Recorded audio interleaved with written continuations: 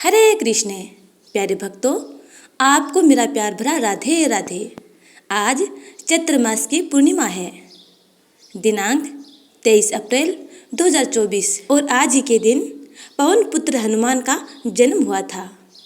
इसलिए आप सबको हनुमान जयंती की हार्दिक शुभकामनाएं। आज हम सुनपान करेंगे श्री सत्यनारायण व्रत कथा शुरू करने से पहले यदि आपने चैनल को सब्सक्राइब नहीं किया है तो चैनल को सब्सक्राइब कर बेल आइकन को जरूर दबा लीजिएगा ताकि आगे आने वाली वीडियो के नोटिफिकेशन आप तक टाइम पर पहुंचते रहें। आइए प्रेम पूर्वक, श्रद्धा पूर्वक, भक्ति पूर्वक कथा सुनपान करते हैं। एक समय की बात है, नैमिषारण्य तीर्थ में शौनकादि 88,000 ऋषियों ने श्री सूत जी से पूछा, हे प्रभु, इस कलयुग में वेद विद्या रहित मनुष्य को प्रभु भक्ति किस प्रकार मिल सकती है तथा उनका उद्धार कैसे होगा? हे मुनि श्रेष्ठ, ऐसा कोई तप बताइए जिससे थोड़े समय में ही पुण्य मिले और मनोवांछित फल की प्राप्ति हो जाए। इस प्रकार की कथा सुनने की हम इच्छा रखते हैं। सर्व शास्त्रों के ज्ञाता सूत जी बोले, हे वैष्णव में पूज्य, आप सभी ने प्राणियों की हित की बात पूछी है, इसलिए मैं एक ऐसे श्रेष्ठ व्रत को आप लोगों को बताऊंगा जिसे नारद जी ने लक्ष्मी नारायण जी से पूछा था और लक्ष्मीपति ने मुनि श्रेष्ठ नारद जी से कहा था। आप सब इसे ध्यान से सुनिए। एक समय की बात है, योगी राज नारद जी दूसरों के हित की इच्छा लिए अनेकों लोकों में घूमते हुए मृत्यु लोक में आ पहुँचे। यहाँ उन्होंने अनेक योनियों में जन्मे प्राय सभी मनुष्यों को अपने कर्मों द्वारा अनेकों दुखों से पीड़ित देखा। उनका दुख देख नारद जी सोचने लगे कि कैसा यत्न किया जाए जिसके करने से निश्चित रूप से मानव के दुखों का अंत हो जाए।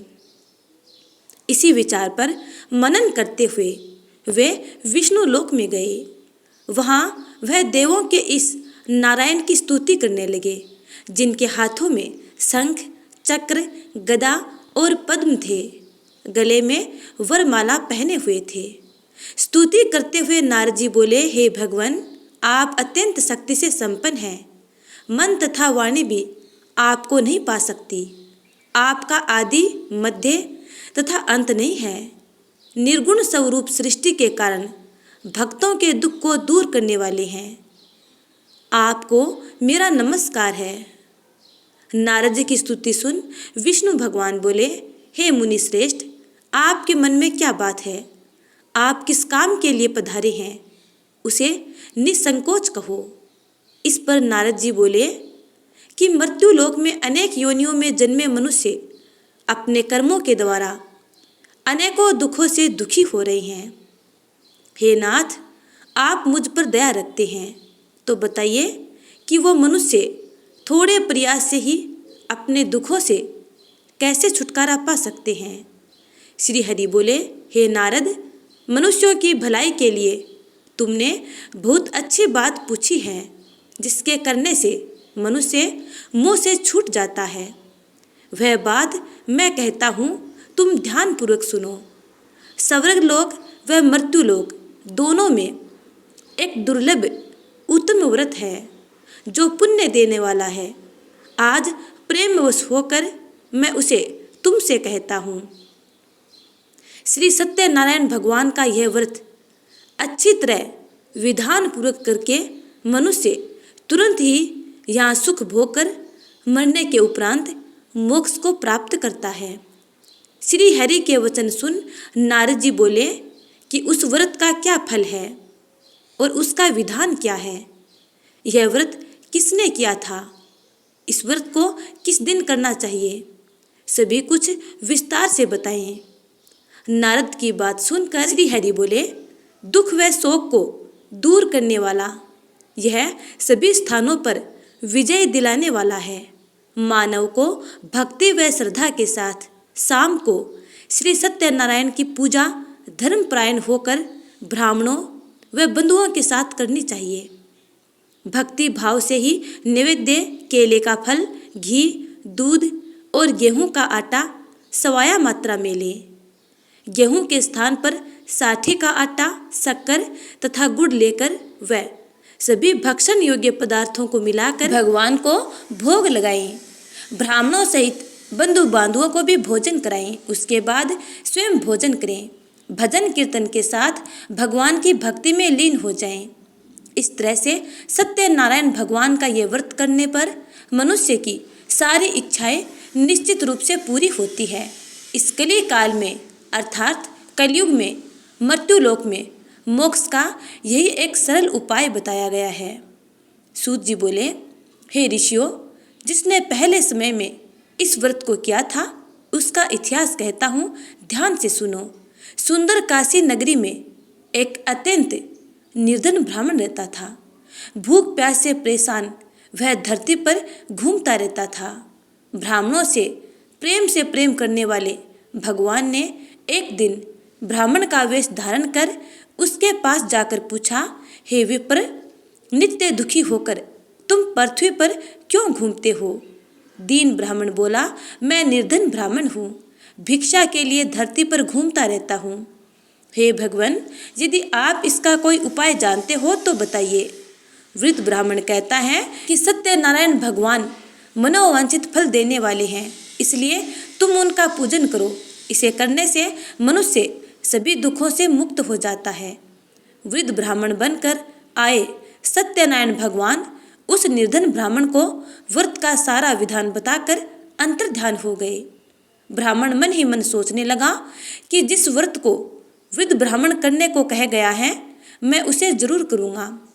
यह निश्चय करने के बाद उसे रात में नींद नहीं आई।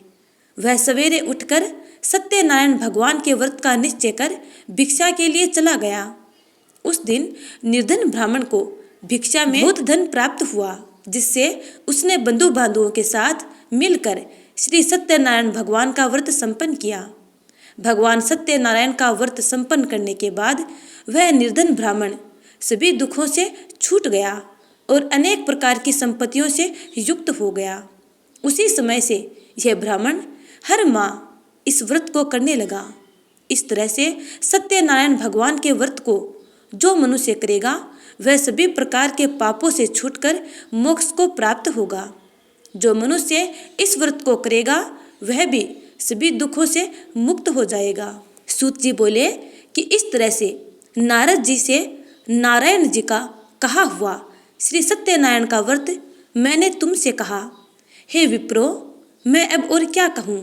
ऋषि बोले, हे मुनिवर, संसार में उस विप्र से सुनकर और किस किस ने इस व्रत को किया, हम सब इस बात को सुनना चाहते हैं। इसके लिए हमारे मन में श्रद्धा का भाव है। सूत जी बोले, हे मुनियों, जिसने इस व्रत को किया वे सब सुनो। एक समय वही विप्र धन व ऐश्वर्य के अनुसार अपने बंधु बांधवों के साथ इस व्रत को करने को तैयार हुआ। उसी समय एक लकड़ी बेचने वाला वृद्ध आदमी आया और लकड़ियां बाहर रखकर अंदर ब्राह्मण के घर में गया। प्यास से दुखी वह लकड़हारा उनको व्रत करता देख विप्र को नमस्कार कर पूछने लगा कि आप ये क्या कर रहे हैं? तो उन्होंने बताया कि व्रत कर रहा हूँ तथा इसे करने से क्या फल मिलेगा, कृपया मुझे भी बताएं। ब्राह्मण ने कहा कि सब मनोकामनाओं को पूरा करने वाला यह सत्यनारायण भगवान का व्रत है। इनकी कृपा से ही मेरे घर में धन धान्य की वृद्धि हुई है। विप्र से सत्यनारायण व्रत के बारे में जानकर लकड़हारा बहुत प्रसन्न हुआ। चरणामृत लेकर वह प्रसाद खाने के बाद वह अपने घर गया।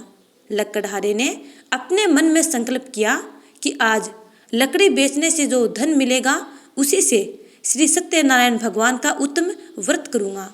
मन में इस विचार को ले बूढ़ा आदमी सिर पर लकड़ियाँ रखकर उस नगर में बेचने गया जहाँ धनी लोग ज़्यादा रहते थे। उस नगर में उसे अपने लकड़ियों का दाम पहले से 4 गुना अधिक प्राप्त हुआ। वृद्ध आदमी प्रसन्नता के साथ दाम लेकर केले, शक्कर, घी, दूध, दही और गेहूं का आटा ले और सत्यनारायण भगवान के व्रत की अन्य सामग्रियां लेकर अपने घर गया। वहां उसने अपने बंधु बांधवों को बुलाकर विधि विधान से सत्यनारायण भगवान का पूजन और व्रत किया। इस व्रत के प्रभाव से वह बुढ़ा लकड़हारा धन पुत्र आदि से युक्त होकर संसार के समस्त सुख भोग कर अंतकाल में वैकुंठ धाम को चला गया। सूत जी बोले, हे श्रेष्ठ मुनियों, अब आगे की कथा कहता हूँ। पहले के समय में एक उल्का मुख नाम का बुद्धिमान राजा था। वह सत्य वक्ता और जितेंद्रिय था।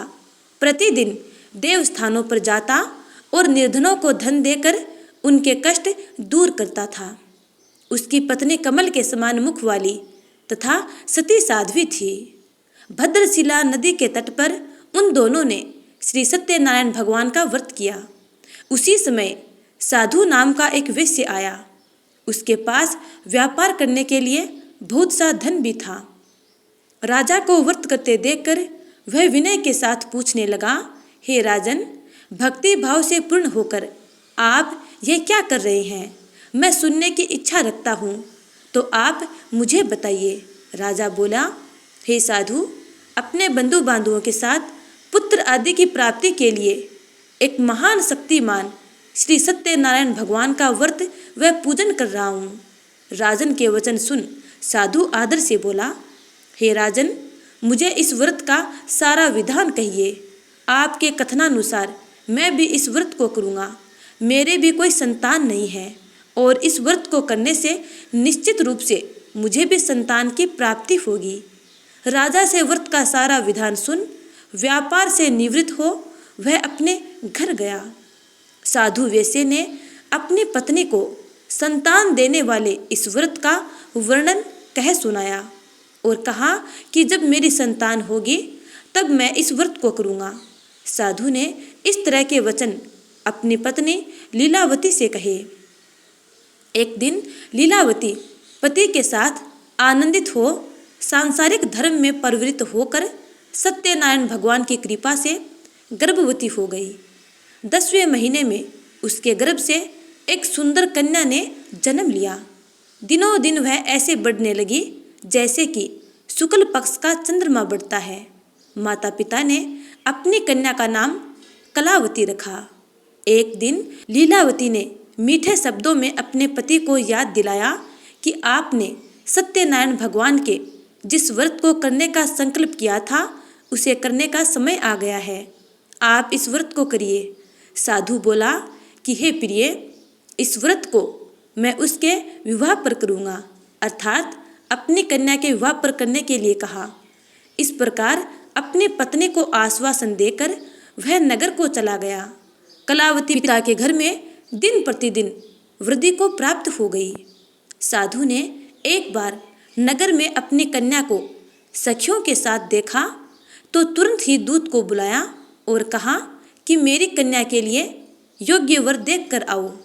साधु की बात सुनकर दूत कंचन नगर में पहुंचा और वहां देखभाल कर लड़की के सुयोग्य वाणिक पुत्र को ले आया। सुयोग्य लड़के को देख साधु ने बंधु बांधवों को बुलाकर अपनी पुत्री का विवाह कर दिया। लेकिन दुर्भाग्य की बात यह कि साधु ने अभी भी श्री सत्यनारायण भगवान का व्रत नहीं किया। इस पर श्री भगवान क्रोधित हो गए और श्राप दिया कि साधु को अत्यधिक दुख मिले। अपने कार्य में कुशल साधु बनिया जमाई को लेकर समुद्र के पास स्थित होकर रतनसारपुर नगर में गया। वहां जाकर दामाद ससुर दोनों मिलकर चंद्रकेतु राजा के नगर में व्यापार करने लगे।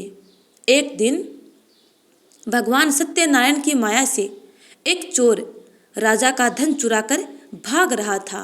उसने राजा के सिपाहियों को अपना पीछा करते देख चुराया हुआ धन वहां रख दिया जहां साधु अपने जमाई के साथ ठहरा हुआ था। राजा के सिपाहियों ने साधु वैश्य के पास राजा का धन पड़ा देखा तो वे ससुर जमाई दोनों को बांधकर प्रसन्नता से राजा के पास ले गए और कहा कि उन दोनों चोरों को हम पकड़ लाए हैं, आप आगे की कार्यवाही की आज्ञा दें।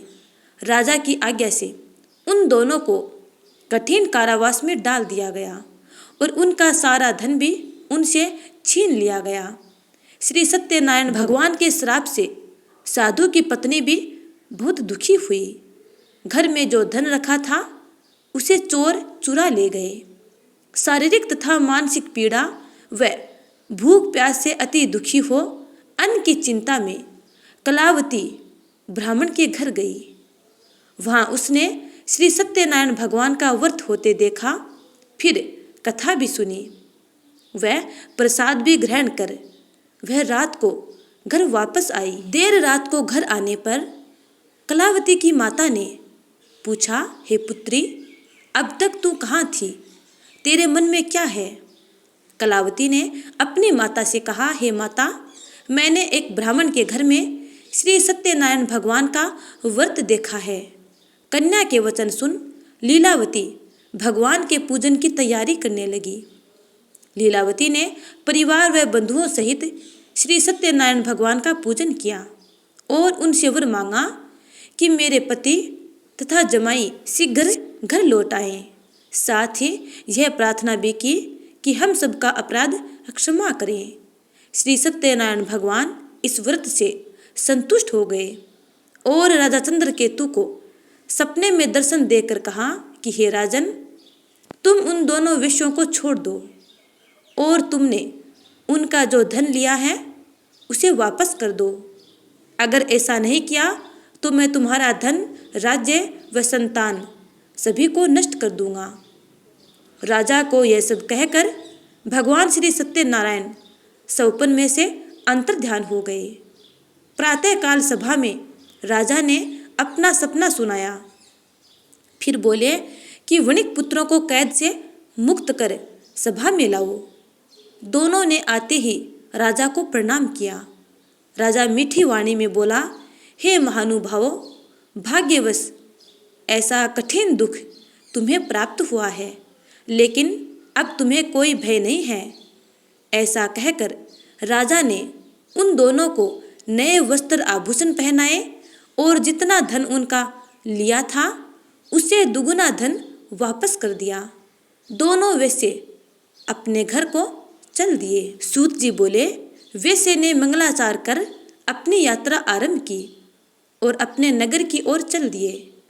उनके थोड़ी दूर जाने पर एक दंडी वेशधारी श्री सत्यनारायण ने उनसे पूछा, हे साधु, तेरी नाव में क्या है? अभिमानवश वणिक हंसता हुआ बोला, हे दंडी, आप क्यों पूछते हो? क्या धन लेने की इच्छा है? मेरी नाव में तो बेल व पत्ते भरे हुए हैं। वैश्य के कठोर वचन सुन भगवान बोले, तुम्हारा वचन सत्य हो। दंडी ऐसे वचन कह वहाँ से दूर चले गए। कुछ दूर जाकर समुद्र के किनारे बैठ गए। दंडी के जाने के बाद साधु वैश्य ने नित्य क्रिया के पश्चात नाव को ऊंची उठते देखकर अचंभा माना और नाव में बेल पत्ते आदि देखकर वह मूर्छित होकर जमीन पर गिर पड़ा। मूर्छा खुलने पर वह अत्यंत शोक में डूब गया। तब उसका दामाद बोला कि आप शोक न मनाएं, यह दंडे का शाप है, इसलिए हमें उनकी शरण में जाना चाहिए, तभी हमारी मनोकामना पूरी होगी। दामाद की बात सुनकर वह दंडी के पास पहुंचा और अत्यंत भक्ति भाव से नमस्कार करके बोला, मैंने आपसे जो जो असत्य वचन कहे थे उनके लिए मुझे क्षमा कर दो। ऐसा कहकर महान शोकातुर हो वह रोने लगा। तब दंडी भगवान बोले, हे वणिक पुत्र, मेरी आज्ञा से बार बार तुम्हें दुख प्राप्त हुआ है, तू मेरी पूजा से विमुख हुआ। साधु बोला, हे भगवान, आपकी माया से ब्रह्मा आदि देवता भी आपके रूप को नहीं जानते, तब मैं तो अज्ञानी कैसे जान सकता हूँ। आप प्रसन्न होइए, अब मैं सामर्थ्य के अनुसार आपकी पूजा करूँगा। मेरी रक्षा करो और पहले के समान नौका में धन भर दो। साधु वैश्य के भक्तिपूर्वक वचन सुनकर भगवान प्रसन्न हो गए और उसकी इच्छा अनुसार वरदान देकर अंतर्ध्यान हो गए। ससुर जमाई जब नाव पर आए तो नाव धन से भरी हुई थी। फिर वही अपने अन्य साथियों के साथ सत्यनारायण भगवान का पूजन कर अपने नगर को चल दिए। जब नगर के नज़दीक पहुँचे तो दूत को घर पर खबर करने के लिए भेज दिया। दूत साधु की पत्नी को प्रणाम कर कहता है कि मालिक अपने दामाद सहित नगर के निकट आ गए हैं। दूत की बात सुन साधु की पत्नी लीलावती ने बड़े हर्ष के साथ सत्यनारायण भगवान का पूजन कर अपनी पुत्री कलावती से कहा कि मैं अपने पति के दर्शन को जाती हूँ, तू कार्य पूर्ण कर शीघ्र आ जा। माता के ऐसे वचन सुन कलावती जल्दी में प्रसाद छोड़ अपने पति के दर्शन के लिए चली गई। प्रसाद की अवज्ञा के कारण श्री सत्यनारायण भगवान पुनः रुष्ट हो गए और नाव सहित उसके पति को पानी में डुबो दिया। कलावती अपने पति को वहां ना पाकर रोती हुई जमीन पर गिर गई। नौका को डूबा हुआ देख वह कन्या को रोता हुआ देख साधु दुखी होकर बोला कि हे प्रभु, मुझसे तथा मेरे परिवार से जो भूल हुई है उसे क्षमा करो। साधु के दीन वचन सुनकर श्री सत्यनारायण भगवान प्रसन्न हो गए और आकाशवाणी हुई, हे साधु, तेरी कन्या मेरे प्रसाद को छोड़कर आई है, इसलिए उसका पति अदृश्य हो गया है। यदि वह घर जाकर प्रसाद खाकर लौटती है तो इसे इसका पति अवश्य मिलेगा। ऐसी आकाशवाणी सुन कलावती घर पहुंचकर प्रसाद ग्रहण करती है और फिर आकर अपने पति के दर्शन करती है। उसके बाद साधु अपने बंधु बांधुओं सहित श्री सत्यनारायण भगवान का विधि विधान से पूजन करता है और इस लोक में संपूर्ण सुखों को भोग कर अंत में अपने परिवार सहित स्वर्ग को प्राप्त होता है। सूत जी बोले, हे ऋषियों, मैं और भी एक कथा सुनाता हूँ, उसे भी ध्यान पूर्वक सुनो। प्रजा पालन में लीन तुंगध्वज नाम का एक राजा था। उसने भी भगवान का प्रसाद त्याग कर बहुत ही दुख सहन किया था। एक बार वन में जाकर वन्य पशुओं को मारकर वह बड़ के पेड़ के नीचे आया।